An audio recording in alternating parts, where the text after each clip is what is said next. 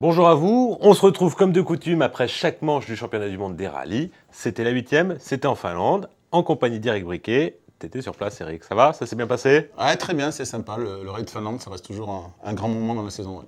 Alors c'était le seul, si ce n'est, je crois que c'est le seul rallye qui était le plus court, un tout petit peu plus court en 2012 qu'en 2011, alors que la tendance a tendance plutôt à aller vers, on augmente le kilométrage. C'était le cas en Argentine, c'était le cas partout, hein, au Mexique, on ne parle pas du Monte Carlo, mais il faut remonter à pas mal d'années pour avoir une épreuve aussi longue et qui se déroule sur autant de jours. Là, on est resté sur un format un sprint de 2 jours et demi, 300 km de secteur chrono.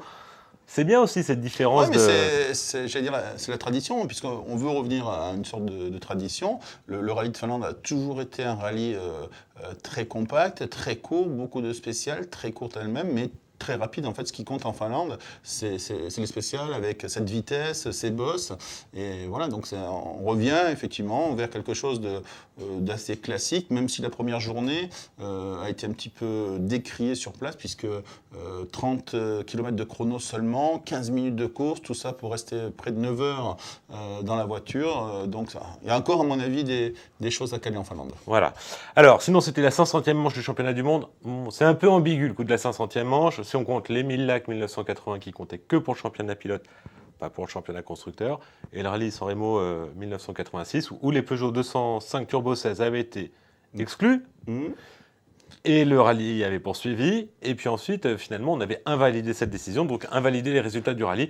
Donc on va dire que c'est la 500e manche, ça tombe en Finlande. C'est la 39e édition, c'est le record avec la Grande-Bretagne, ça va bien voilà, quoi. ça va bien parce qu'en fait, c'est vrai que c'est à prendre avec des pincettes toutes ces statistiques parce qu'il y a eu d'autres rallyes dans le passé, notamment la Nouvelle-Zélande, qui n'ont compté que pour le championnat pilote. Il y a eu la Côte d'Ivoire aussi. Alors qu'est-ce qu'on fait? On compte la Côte d'Ivoire comme un rallye, qui n'a compté que le championnat pilote et pas constructeur. Bref, c'est un petit peu compliqué, mais je sais que nos amis anglo-saxons aiment bien ce genre de statistiques. Mais ce qu'on peut dire surtout, c'est que le rallye de Finlande a toujours compté pour le championnat du monde des rallyes, contrairement à d'autres épreuves, parce qu'il y a eu 2 périodes de rotation. Hein, c'était une fois tous les 2 ans. Il fallait céder sa place. Eh bien, le seul qui a un peu échappé au massacre, c'est la Finlande, qui a toujours eu lieu chaque année. On va commencer même avant même le début de l'épreuve, parce que tu as révélé un scoop dans Auto Hebdo avec le rachat par le Qatar de Citroën Racing. C'était prévenu dès la première ligne, ça va certainement être démenti. Ça l'a été. Bon, voilà, est-ce que ça avance? Où ça en est par rapport aux informations que tu as, même si tu ne peux pas tout dévoiler tout de suite, Eric? Bah, disons que ouais, pas de nouveauté par rapport à ce qui est paru dans Auto Hebdo. Hein. On ne peut pas dire que j'ai eu d'autres informations ou supplémentaires que je pourrais dévoiler. Donc c'est vrai que nous, on a eu une information qu'on a jugée suffisamment crédible pour monter ce dossier, sinon on ne l'aurait pas fait. Alors peut-être que ça tombe pas au bon moment, peut-être que ça pose des problèmes à l'équipe française, je ne sais pas. Mais en tout cas, ce qui est certain, c'est qu'ils ont démenti sur place en Finlande. Et maintenant, ben, voilà, il y a une info, il y a un démenti. On va attendre quelques semaines et voir si ça sort ou pas. Ouais. Tout ce qu'on sait, c'est que PSA, en termes de... On ne parle pas de Citroën Racing, mais en termes de vente de voitures, ça va pas fort. Ça a été dit. Après, la réponse, on va la donner à Yves Maton, c'est de dire que bien, Citroën Racing est une entité du groupe Citroën. En fait, c'est leur vitrine, donc c'est comme le marketing, ça ne peut pas être indépendant. De là, imaginer que les Qataris investissent non seulement dans Citroën Racing, mais également dans PSA, ils l'ont déjà fait pour Volkswagen. Il y a plein de possibilités, en fait. Après, bon, bah, on en saura peut-être un peu plus. Si ça peut pérenniser l'avenir de Citroën en rallye, parce que c'est vrai que là, au vu des résultats, ce serait dommage. Et toujours est-il qu'il y a toujours des développements chez Citroën. La preuve, il y avait une nouvelle suspension. On n'en a pas trop parlé avant, contrairement à Ford, où il y avait également, soi-disant, beaucoup de travail qui avait été fait en amont de cette épreuve sur la suspension. En revanche, chez Citroën, on a attendu de gagner, de faire un doublé, le 4e d'affilée, le 5e de la saison, pour dire, oui, on avait une nouvelle suspension, on a innové par rapport à ce qu'il y avait sur la Xara, la C4 ou la DS3 l'an dernier. Et ça marchait plutôt pas mal. Donc ça veut dire qu'on développe encore, hein, même si on domine. Tout à fait. Je pense que quelque part, Citroën conserve sa culture du secret, à savoir qu'on n'annonce pas à l'avance, pas de fanfaronnage, pas on va tout casser. C'est-à-dire qu'on fait les choses, ça demande un certain investissement. Ça veut dire que Citroën met toujours de l'argent dans l'investissement, dans le développement des voitures, et ce qui fait peut-être une différence aujourd'hui entre la Citroën et la Ford. Et chez Citroën, on n'a pas voulu trop communiquer autour de tout ça avant le rallye, mais par contre, une fois que le rallye a été terminé, et de la plus belle des manières, à savoir un doublé, mais un doublé incontestable, incontesté, alors là, oui, ils ont mis en avance le fait que la voiture avait évolué, progressé, pour schématiser, pour résumer, jusqu'au rallye de Nouvelle-Zélande, donc la manche précédente, les suspensions qui équipaient la DS3 étaient globalement dans un schéma identique à celle de la Xara, qui a été ensuite mise sur la C4 et ensuite sur la DS3. Et que là, on peut vraiment parler de nouvelles suspensions, d'une évolution. Et lorsque ces amortisseurs ont été testés en juillet en Finlande, donc avant le rallye, ça a tellement bien marché qu'ils se sont dit, tant pis, il n'y a pas beaucoup de temps, mais on les valide et on les produit pour la course début août. Alors le résultat, un doublé, on l'a dit. Avec Loeb qui remporte sa 3e victoire en Finlande. Alors déjà, c'était le premier étranger, je dis bien étranger, hein, non finlandais, hein, parce qu'on peut parler des Suédois, des Norvégiens, des Estoniens. C'était jamais arrivé. Là, 3 victoires, on rentre au niveau des pilotes de légende. Il y a Juha Kankkunen qui a remporté 3 victoires. Il y a Simo Lampinen, avant que le championnat du monde existe, mais c'est comme les 7 victoires de Marcus Gronholm. Il y a Anu Mikola qui en compte 7 également. Bon, il y a aussi ça a toujours été dur de gagner. Mäkinen qui en a quelques-unes, 4. Il y a Mark Wellen avec 6. 6, ouais. Donc, bon, Sébastien Loeb, c'est clair, ne battra jamais le record de Marcus Gronholm, mais c'est vrai que pour un Français, donc non finlandais, s'imposer à 3 reprises en Finlande, quand à la fin de sa carrière en rallye, on regardera un peu son palmarès, 3 victoires en Finlande, là, quand même, ça le fait. Et en plus, il a battu un Finlandais dans son équipe, avec un écart. Avec une voiture égale, parce que ça, c'est la première fois. Une voiture égale, oui. Parce que jusqu'à présent, il avait battu des Finlandais, mais à voitures différentes. Donc on peut toujours se poser des questions. Est-ce que là, effectivement, il laisse Mikko Hirvonen derrière lui? D'ailleurs, Sébastien était franchement ravi, pour pas dire, c'était une sorte de jouissance quand il s'est présenté en salle de presse à la conférence finale. Il avait 2 Finlandais de chaque côté. Il en avait un à droite, un à gauche. Et bon, ben voilà, on a vu que quand même, il était fier. Bah oui, il y a de quoi. Fier, parce que ça n'arrive pas souvent. Il y a de le faire, ouais. Parce que si on parle, donc pas de consigne, ça aurait été une promesse qui aurait été faite à Yves Maton, à Mikko Hirvonen, à l'arrivée de la Nouvelle-Zélande, en disant, bon, bah, chez toi en Finlande, on a une bonne avance au championnat. C'est plus le cas du Portugal, où là, on était coincé. Oui, je pense aussi que le rallye de Finlande est un petit peu particulier, dans le sens où c'est l'événement majeur en Finlande, tous sports confondus. C'est la plus grande compétition internationale qui se déroule chaque année. Il y a énormément de médias locaux, finlandais, une dizaine de journalistes qui couvrent, plus les télés en direct, plus des radios, plus les quotidiens. Bref, il y a vraiment beaucoup de monde et je pense que ça aurait été très malvenu de la part de Citroën et d'Yves Maton forcément de donner des consignes en fin de course pour figer les positions. Je pense qu'il y aurait eu un tollé général, une contre-publicité et ils se sont dit dans la position, et ça a été validé par Frédéric Danzé, hein, puisqu'il était sur place, directeur de Citroën, ils se sont dit on a suffisamment de points d'avance dans les 2 championnats pour prendre ce risque-là. Un risque qui n'était quand même pas non plus démesuré. Hein. Le risque, c'était de perdre une voiture dans la bagarre. Mais ils se sont dit, il vaut mieux prendre ce risque-là et laisser les 2 pilotes jouer jusqu'au bout que de figer et se faire insulter et avoir en fait une contre-publicité, parce que le but du jeu quand on court et qu'on gagne, c'est pour avoir des retombées médiatiques. Une bonne image, oui. Donc si c'est pour avoir une cascade de gens qui leur tombent dessus en disant c'est pas normal, c'est anti-sportif, c'est scandaleux, c'est vrai que ça aurait été compliqué à gérer. Voilà, toujours est-il une 73e victoire de Sébastien Loeb.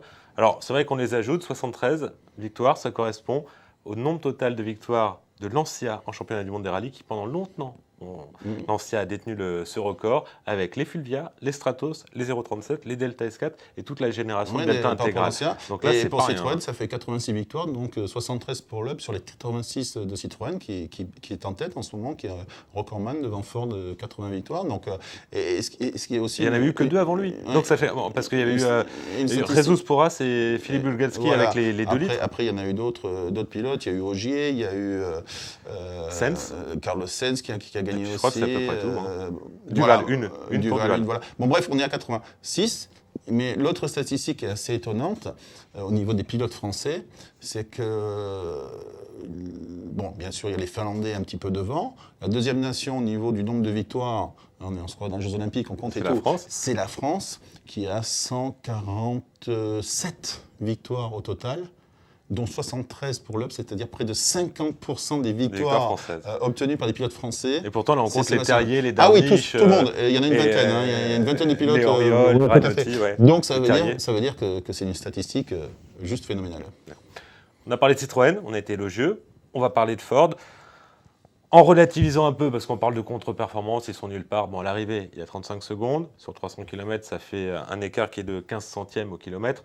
Les techniciens de chez Michelin avaient dit, par rapport aux 2 passages dans le Nimpoya sans assistance, on peut embarquer 2 roues de secours ou une, ça peut aller jusqu'à 3 dixièmes au kilomètre. Donc c'est pas non plus un gouffre. En revanche, on a l'impression qu'on ne met pas les pilotes dans les meilleures dispositions. Là, avant le départ, Michael Williamson et puis Latvala qui dit on annonce mon contrat chez Volkswagen, moi ça m'a mis dans l'embarras par rapport à l'équipe parce qu'on parle plus ou moins de trahison. Là-dessus on entend pas Mathieu, le papa Malcolm Wilson qui dit c'est la grosse déception, il était si fort l'année dernière, je ne m'attendais pas à ce qu'il soit à ce niveau-là. On entend la même chose, mais là c'est plus par rapport à Peter Solberg, par rapport à avant même le départ, il n'a pas la vitesse de pointe pour s'imposer, Christian Loriot. Bon, alors c'est le meilleur moyen, soit pour pousser Peter Solberg, en général il n'y a pas besoin de ça pour en rajouter, soit en remettre une couche, quitte à envoyer une voiture dans les arbres. Ça paraît un peu bizarre cette démotivation. Moi, j'en reviens au cas Hirvonen. Là, on peut comparer. Alors, on va résumer en 2 mots pour Latvala. Latvala a effectué un très très mauvais début de saison. Et ça, je pense que ça l'a marqué. Et donc, refaire une faute chez lui en Finlande, ça aurait été catastrophique pour son image, pour plein de choses. Donc, c'est vrai qu'il est perturbé par ce début de saison. Il a envie de constance. Et pour être constant, surtout en Finlande, c'est pas évident parce qu'il faut s'arrêter à une certaine limite. Première chose. Deuxième chose, on a parlé de ses contrats. Alors, il y en a qui disent que c'est fait, la rumeur dit que c'est fait. Moi, j'ai d'autres informations comme quoi c'est pas encore fait, qu'il y a toujours des hésitations. Mais Latvala me l'a confirmé que ça l'a un petit peu perturbé psychologiquement avant le départ, toutes ces questions, toutes ces rumeurs. C'est vrai qu'il n'était pas dans les meilleures dispositions. Et au sein de sa propre équipe, on parle de trahison, donc c'est toujours un peu délicat. Ça. Ouais. Là, on parle des mécaniciens, on ne parle pas de la direction. Après, on parle de la voiture qui avait, elle aussi, une évolution au niveau des suspensions. Mais apparemment, chez Ford, il y a moins de budget que chez Citroën, donc il y a peut-être moins de roulage, moins de développement. Ce qui fait que quand ils sont arrivés au début du rallye, ça ne marchait pas forcément bien. Ils ont voulu revenir en arrière aux anciennes suspensions et on s'est aperçu que ça ne marchait pas mieux. Alors, le problème, pourquoi l'équipe ou une partie de l'encadrement technique critique les pilotes? Parce que ça permet d'éviter de critiquer la voiture. Donc c'est facile de dire, on a face à nous un très grand champion qui est imbattable comme Sébastien Loeb. Ça permet de se dédouaner soi-même par rapport au travail qui est fait. Et on peut très bien se dire que si ça se trouve, et moi de ce que j'ai vu du board spécial, il me semble que le comportement de la DS3 est limite exemplaire, on n'y voit pas de défaut. On sent que la Fiesta, et tous les pilotes, il n'y a pas un pilote, mais on sent que la Fiesta quand même a l'air moins à l'aise que la DS3. Donc c'est vrai que si on reporte un peu la faute sur les pilotes, que ce soit Solberg ou Latvala, là comme ça on est tranquille, on ne parle pas de la voiture. Peter Solberg a quand même fâcheuse tendance. Alors, il doit y avoir de la communication, il fait un scratch à l'arrivée de la deuxième spéciale, une super spéciale, donc même si ce n'est pas représentatif, j'ai une voiture parfaite. Il change les réglages au départ de la troisième. Donc si elle est si parfaite que ça, quel est l'intérêt de la changer? Non, ça, c'est peut-être son tempérament. C'est le grand show de Solberg. C'est du Solberg pur et fouille, c'est-à-dire que bon, il peut s'enthousiasmer pour pas grand-chose et puis faire le contraire quelques minutes plus tard. Mais bon, et puis il y a ce qu'on dit aux médias et puis il y a ce qu'on fait réellement. D'accord. Et puis alors. L'autre question, c'est de dire, un pilote qui n'a pas la vitesse de pointe ou qui pète un câble, ça c'est carrément ce que dit Christian Loriot de Peter Solberg dès qu'il est en tête.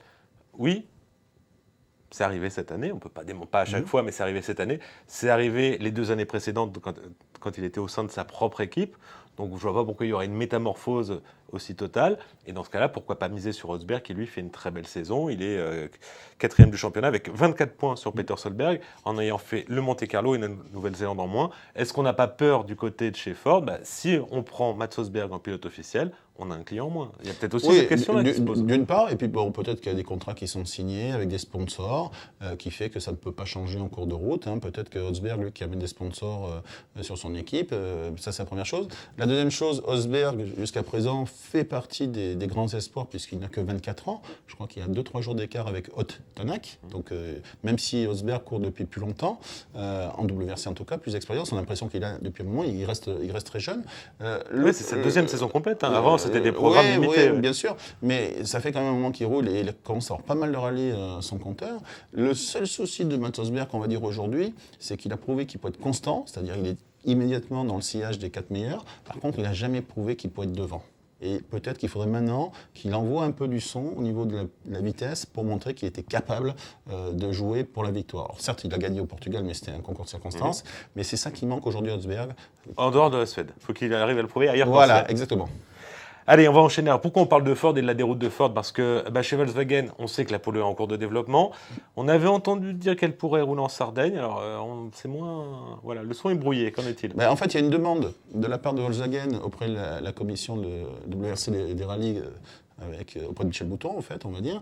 Et il y a l'attente de la décision, favorable ou non, de la commission des constructeurs. Parce que c'est vrai que chez Ford, comme chez Citroën, on ne voit pas ça d'un très bon œil, de laisser venir la Polo sur un rallye, surtout si elle n'est pas homologuée. Ça veut dire que ça permettrait aux techniciens de s'étalonner, de voir et éventuellement de corriger le tir. Et donc, aussi bien les Français que les Anglais disent « Oui, nous on veut bien qu'elle vienne, mais alors une fois qu'elle est homologuée. » C'est-à-dire qu'on ne puisse plus la toucher.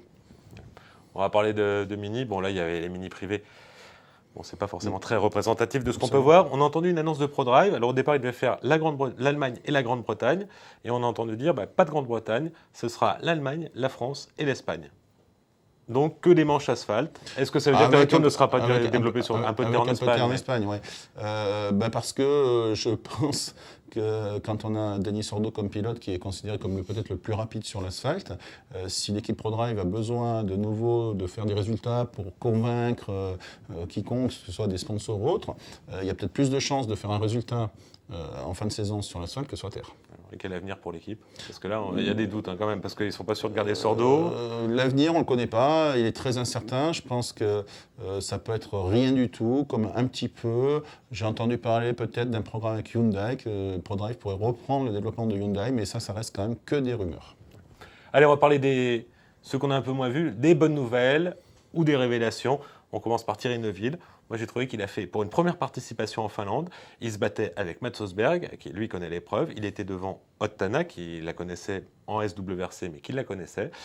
Il y a eu une petite sortie de route en essai libre, qui a un peu faussé sa voiture, qu'il a déréglée.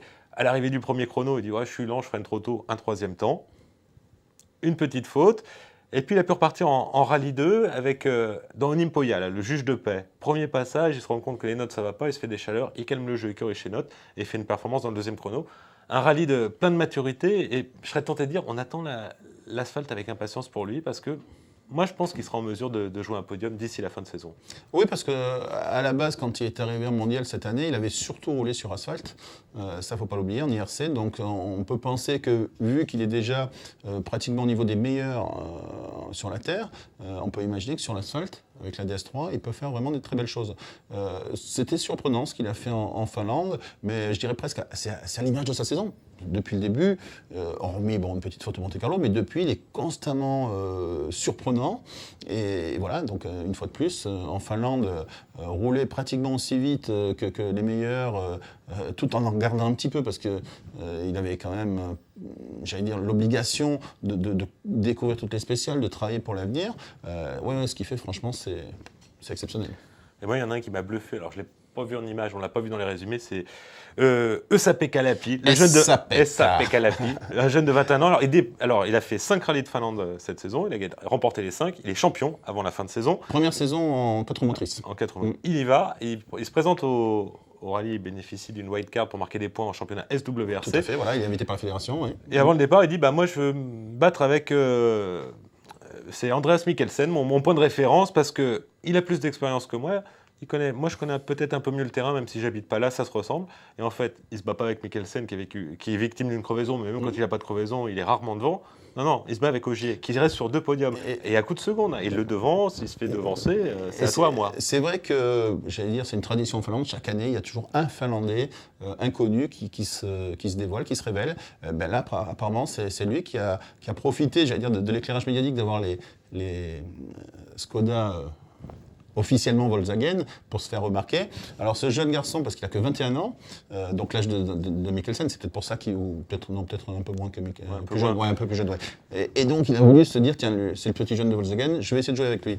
Mais il a surpris tout le monde. Il a surpris tout le monde parce qu'il s'est montré extrêmement rapide. Même Ogier m'a dit, tiens, ça rend la course intéressante, c'est vrai de l'avoir. C'est un garçon qui a fait du karting pour commencer, qui a longtemps rêvé d'être pilote de Formule 1. On a connu de grands pilotes de Formule 1 finlandais. On en connaît toujours. On en connaît toujours. Plus que rallye, mais voilà, exactement.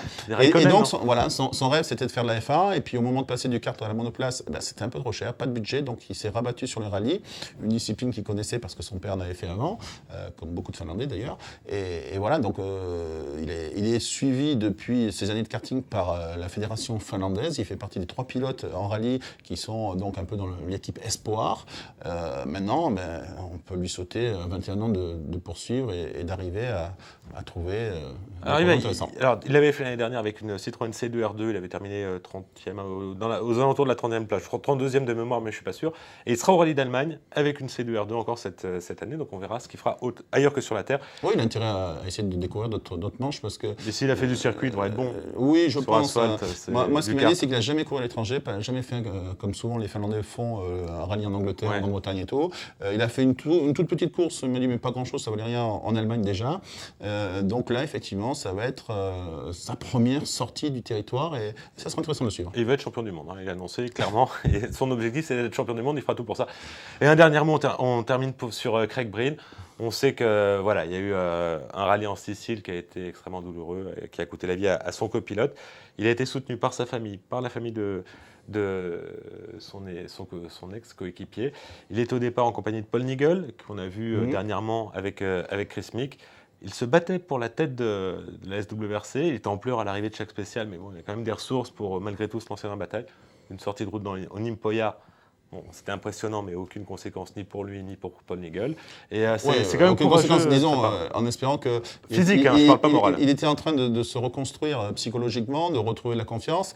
Moi, il m'a rappelé, malheureusement, ça m'a rappelé un autre drame que j'avais vécu de très près aussi, quand Philippe Bugalski avait eu un accident comme ça terrible et la perte d'un ami et coéquipier. Derrière, c'est très, très compliqué. C'est très compliqué parce que il faut rerouler pratiquement tout de suite. Là, il y a eu...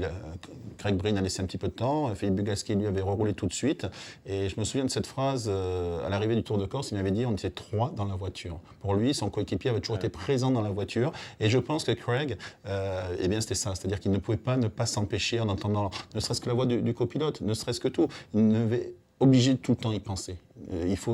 Philippe Bugalski a réussi derrière à faire une très belle carrière, à continuer, mais il lui a fallu du temps pour évacuer, pour ne plus y penser. Et ce que fait Craig Breen, il se retrouve un peu par hasard, parce que c'est un garçon doué en bagarre, mais il ne cherchait pas cette bagarre. Il la voulait pas finalement. Lui, ce qu'il voulait, c'est tranquille. Mais comme il y a eu différents éléments, notamment Lapie qui a perdu du temps, qui était en tête du SWRC, il se retrouve en bagarre avec PJ Anderson sur sa proton, mais il me disait, bon, allez, si je gagne pas, c'est pas grave. Le but du jeu, c'est de rouler.